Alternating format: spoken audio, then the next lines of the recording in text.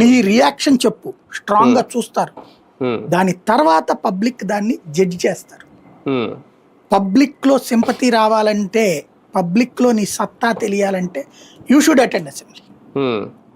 అవి అటెండ్ కాకుండా పబ్లిక్ లో తటస్థులలో మార్పు రాదు, ఇది గుర్తుపెట్టుకోవాలి.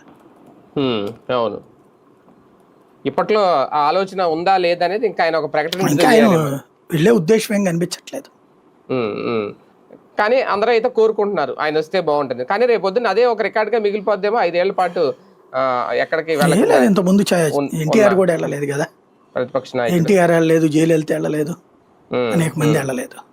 అదే కదా, కాకపోతే ప్రత్యర్థులకు ఒక అవకాశం ఇవ్వడానికి అయితే ఈ ఉపయోగపడతాయి రేపొద్దున్న ప్రచారం చేసుకోవడానికి. రైట్, చూద్దాం. మొత్తానికి జగన్మోహన్ రెడ్డి గారు బయటకు వచ్చారు అంటే జనం రావడం అనేది కామన్. అయితే ఇప్పుడు కొన్ని అంశాలు అయితే రేజ్ చేస్తున్నారు బయటకు వచ్చి.